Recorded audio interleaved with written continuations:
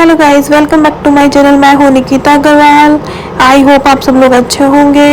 आज मैं आपके लिए लाई हूँ छठ पूजा व्लॉग। इसमें मैं आपको बताऊंगी कि छठ पूजा इतनी महत्वपूर्ण क्यों होती है। तो गाइस स्टार्ट करते हैं। तो गाइस छठ पूजा दिवाली से 6 दिन बाद मनाई जाती है और अगर अपन कैलेंडर के अकॉर्डिंग देखें तो यह है कार्तिक माह की शुक्ल पक्ष की षष्ठी तिथि, यानी कि इस बार दिवाली के बाद 7 नवंबर को शुरू होगी और इसका जो समापन है वह 8 नवंबर को होगा। छठ पूजा में सूर्य देव और छठी मैया की पूजा का प्रचलन है और उन्हें अर्घ्य दिया जाता है। सूर्य देव है, सूर्य देव के पिता का नाम महर्षि कच्छप और माता का नाम अदिति है और इनकी पत्नी का नाम संज्ञा है जो विश्वकर्मा की पुत्री है। संज्ञा से यम नामक पुत्र और यमुना नामक पुत्री तथा इनकी दूसरी पत्नी छाया से इनको एक महान प्रतापी पुत्र हुए थे जिनका नाम शनि है।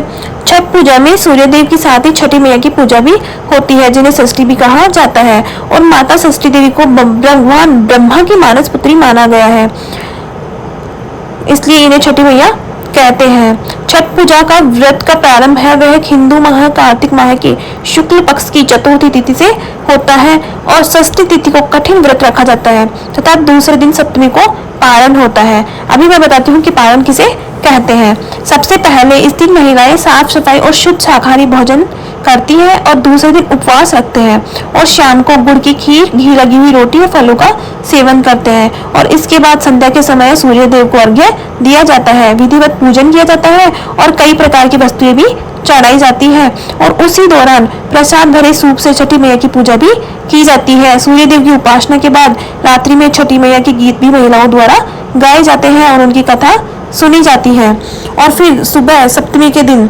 सूर्योदय से पहले नदी के घाट पर पहुंचकर सूर्य देव को अर्घ्य दिया जाता है और पूजा के बाद जो व्रती होती है वह कच्चे दूध का शरबत पीकर और थोड़ा प्रसाद खाकर के अपने व्रत को पूरा करती है। तो गाइस इसे ही परना कहा जाता है।